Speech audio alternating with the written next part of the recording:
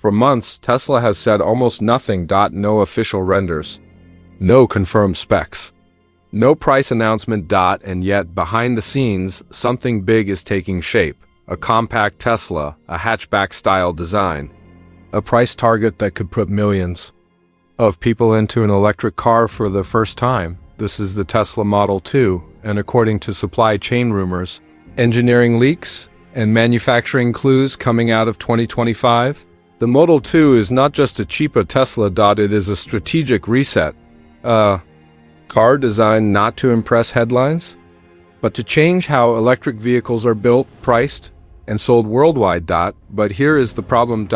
Almost everything you see online right now is either exaggerated, misunderstood, or flat out wrong. So in this video, we are doing something different. We are breaking down what is actually rumored, what is technically realistic, and what design and spec choices Tesla is most likely to make for the 2026 Model 2 hatchback. No fantasy specs, no fake leaks, just logic, evidence, and pattern recognition based on how Tesla actually operates. Quick reminder before we continue: if you want clear, grounded Tesla analysis without hype or clickbait, make sure you subscribe to the channel and turn on notifications. That way, you do not miss updates as real information starts to surface. Now, let us start with the most important question of all: why a hatchback? Because that single design decision tells us almost everything about Tesla's real plan. A hatchback changes everything. If Tesla truly wanted to build the cheapest electric car possible, they would not start with performance, they would start with packaging, and that is exactly why the hatchback matters. A hatchback is not a design choice made for style. It is a decision made for efficiency, flexibility, and cost control for a compact electric vehicle. A hatchback allows Tesla to do three critical things at once. First, it maximizes interior space without increasing exterior size. By extending the roofline and opening the rear vertically, Tesla can offer more usable cargo room without making the car longer or heavier. That matters in cities. It matters for families, and it matters for first-time electric vehicle buyers who want practicality, not luxury. Second, a hatchback simplifies manufacturing. Flat rear structures, shorter body panels, less complex trunk geometry. All of this reduces stamping complexity and assembly steps, and fewer steps mean lower costs. Tesla has always designed vehicles around manufacturing efficiency first, not aesthetics. The hatchback fits perfectly into that philosophy. Third, a hatchback works better with Tesla's battery-first layout. Electric vehicles do not need a driveshaft tunnel or traditional rear suspension packaging that allows a flatter floor and more flexible battery placement.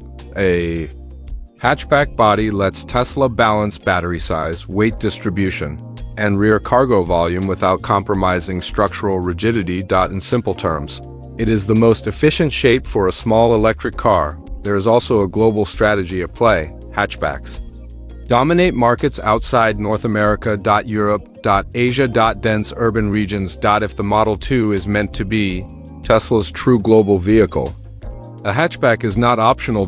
It is necessary. Sedans struggle in tight cities. Sport utility vehicles increase cost and weight. Hatchbacks hit the sweet spot. So when rumors point toward a compact hatchback design, they are not guessing, they are following Tesla's playbook. Affordable does not mean stripped down. It means optimized. And the hatchback is the foundation that allows everything else to fall into place. Now that we understand the shape, we can ask the next big question: what does that design tell us about the Model 2's size, range, and performance expectations? Because Tesla never designs in isolation. Realistic Model 2 size, range, and performance expectations. Once you understand why Tesla is likely going with a hatchback, the next pieces fall into place naturally. Size, range, and performance are not guesses, they are constraints. Tesla does not design cars by asking, what would sound impressive? They design by asking what can scale globally at the lowest possible cost. Let us start with size. The Model 2 is expected to be smaller than the Model 3, but not dramatically smaller. Think compact by modern standards.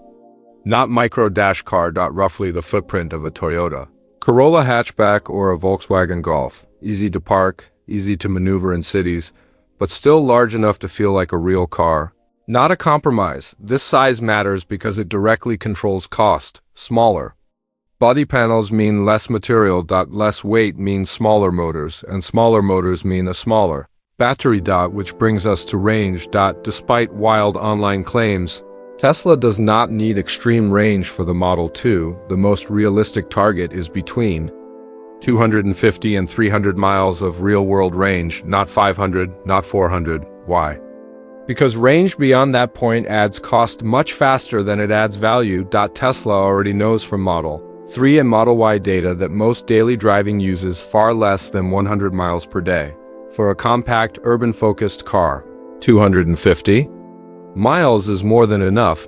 It covers daily use easily. It allows occasional road trips, and it keeps the battery small enough to stay affordable. Tesla is also likely to use lithium iron phosphate battery chemistry here. That means slightly lower energy density, but much longer lifespan and lower cost. Perfect for a car meant to last many years with minimal maintenance. Now let us talk about performance. This is where expectations need to be reset. The Model 2 is not meant to be fast. It is meant to be sufficient. 0 to 60 miles per hour in roughly 7 to 8 seconds is the realistic window. Quick enough to merge safely.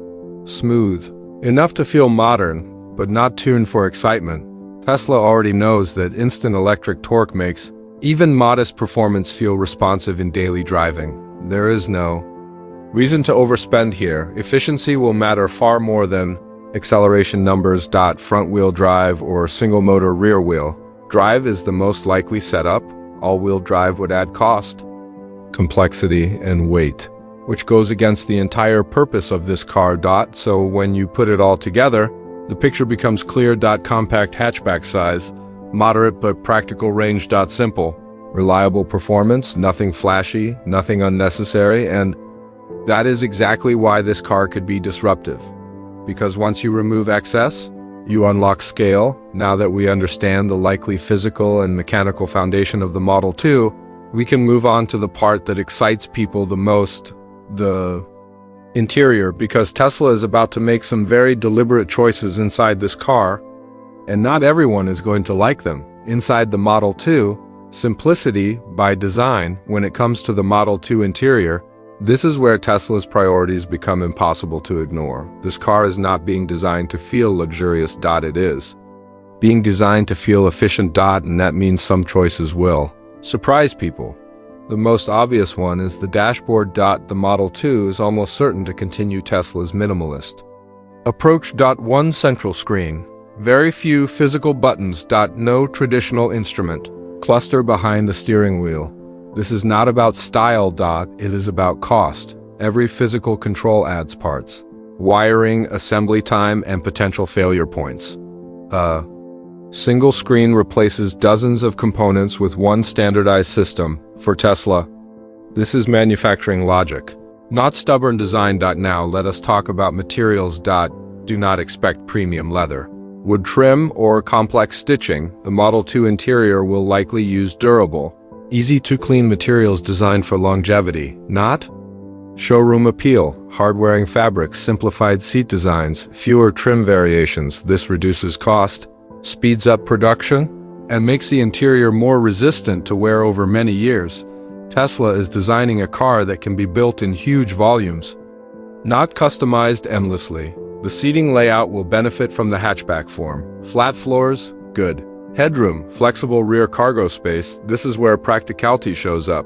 Rear seats will likely fold flat, turning the Model 2 into a surprisingly useful small vehicle for groceries, luggage, or daily hauling. It is not glamorous, but it is useful. However, there is an important trade-off here: touchscreen dependence. Almost every function, climate control, mirrors, navigation, media, will live inside the screen interface. For some drivers, this feels modern and intuitive. For others, it feels distracting or frustrating. Tesla is betting that software familiarity will outweigh physical comfort over time. Voice commands will play a bigger role here. Instead of reaching for buttons, drivers will be expected to speak temperature, Changes. Navigation requests. Simple actions handled verbally. When it works well, it reduces distraction. When it does not, it becomes annoying. This interior is not trying to please everyone. It is trying to serve a purpose. Reduce cost, reduce complexity, reduce long-term maintenance. And that brings us to a key realization. The Model 2 interior is not a downgrade. It is a statement. Tesla is saying this car is about access, not indulgence, and whether that excites you or disappoints you depends entirely on what you expect from a car. Now that we understand the design and interior philosophy, we need to talk about the part everyone is waiting for. Price. Because all of these decisions only matter if the final number actually delivers on the promise. Model 2 price, rumors vs reality. This is where most of the internet loses discipline. You will see numbers everywhere. $12,000, $15,000, a $20,000 Tesla for everyone. Here is the reality. No one outside of Tesla knows the final price. And anyone claiming certainty is guessing. So the only responsible way to talk about Model 2 pricing is to work backward from how the car is being designed. Tesla is not trying to build the cheapest car possible at any cost. They are trying to build the cheapest car that can still scale globally and remain profitable. That distinction matters based on manufacturing choices we already discussed. Simplified body structure, hatchback form, lithium iron phosphate batteries, single motor, drivetrain, and minimal interior. The most realistic base price target lands in a narrow window. Between $22,000 and $25,000 before incentives. That is the uncomfortable truth. Could Tesla technically build a cheaper version? Yes. Would it make sense globally? Probably not. Regulatory requirements, safety standards, and battery costs place a hard floor under pricing. Below that floor, compromises multiply quickly. Now let us talk about incentives, because this is where confusion explodes. In markets with strong electric vehicle incentives, that $22,000 to $25,000 car could feel dramatically cheaper to buyers. Tax credits, local subsidies, reduced registration fees. In some regions, effective prices could drop into the high teens, but that is not the same as Tesla selling the car for that price. Tesla will almost certainly advertise the base price before incentives, because incentives change by country, state, and year. Now consider production scale. The Model 2 is expected to be built using Tesla's next generation manufacturing approach, fewer parts, shorter assembly time, higher automation. As production ramps, costs come down. That means early buyers may pay more than later buyers, not because Tesla is greedy, but because manufacturing efficiency improves with volume. So the real disruption is not the launch price. It is what happens 2 or 3 years after launch. Once factories are optimized and supply chains stabilize, the Model 2 could undercut competitors in a way no other electric vehicle currently does. And that is what actually changes everything. Not an impossibly cheap launch number, but a steady downward cost curve that gas cars cannot match. Quick mid-video note: if this breakdown is helping you separate real pricing logic from clickbait headlines, take a moment to like the video and stay subscribed. It helps support clear, realistic Tesla analysis like this. Now that we have grounded expectations around price, there's one more piece we need to address: competition. Because the Model 2 is not entering an empty market, and Tesla knows exactly who it is aiming at. Model 2 vs the competition. Why this is different: the Tesla Model 2 is not entering an empty market. It is walking straight into the most competitive segment in electric vehicles. Compact, affordable EVs already exist. So the real question is not whether Tesla can build one, it is whether Tesla can build one that changes the rules. Let us look at who Tesla is actually competing against. In North America, the closest reference point is the Chevrolet Bolt EV. It offers solid range and reasonable pricing, but it struggles with two things: software experience and charging speed. The Bolt feels like an electric car built by a traditional automaker. Tesla designs cars as software platforms first. That difference matters more over time than most people expect. In Europe, the pressure is even stronger. Volkswagen is preparing compact electric models like the Volkswagen i2all, aimed directly at the same price-sensitive buyers Tesla wants. These vehicles will be well-built and familiar, but they will likely carry higher production complexity and thinner margins. Tesla's advantage is not brand hype, it is manufacturing discipline, fewer parts, more automation, less variation. That allows Tesla to scale faster once production stabilizes. In China and emerging markets, competition becomes intense. Companies like BYD already sell affordable electric hatchbacks such as the Dolphin at aggressive prices. Tesla is not trying to beat them at absolute lowest cost. Tesla is trying to beat them on efficiency, software, and long-term ownership value. Here is where the Model 2 becomes disruptive. Most competitors still treat electric vehicles as modified gas cars. Different platforms, different software stacks, different supplier dependencies. Tesla treats the Model 2 as part of a unified system, shared software, architecture, shared manufacturing processes, shared battery strategy. That integration reduces overhead in ways competitors struggle to match. It also improves over time. Software updates, efficiency gains, charging improvements. A Tesla purchased in year one does not stay frozen. It evolves. That matters in the affordable segment, where buyers keep cars longer and care deeply about long-term value. Another critical difference is charging ecosystem. Tesla's supercharger network remains a major advantage, especially in regions where public charging reliability is inconsistent. Even a modest-range car feels more capable when charging is predictable. So while competitors may match the Model 2 on paper, range, price, size, they struggle to match the total ownership experience. And this is why the Model 2 matters. It is not trying to win on one spec. It is trying to win on the system. That does not mean Tesla automatically wins. Execution matters. Quality matters. Pricing discipline matters. But if Tesla delivers even close to expectations, the Model 2 forces every competitor to respond. Lower prices, simpler designs, better software.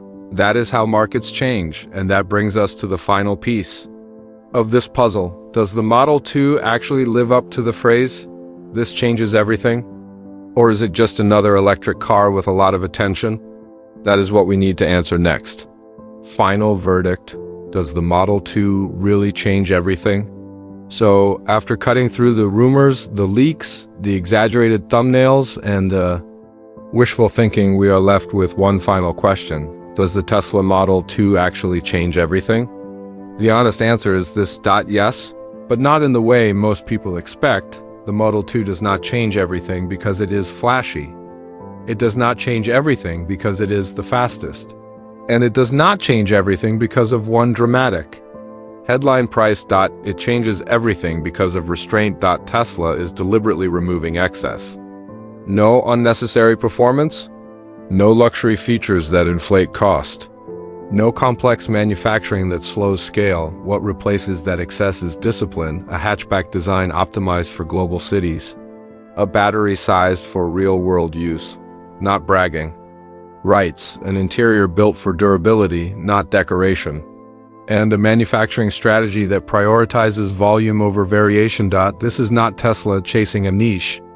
This is Tesla targeting the largest part of the global car market.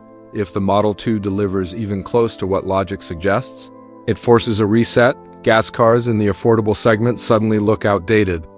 Competitors are pushed into price wars they cannot easily win. And electric vehicles stop being a premium choice and start becoming the default. That is the real disruption. Not that everyone buys a Model 2, but that everyone has to respond to it. Of course, nothing here is guaranteed. Execution matters, quality matters, and real-world pricing will determine how powerful this shift actually is.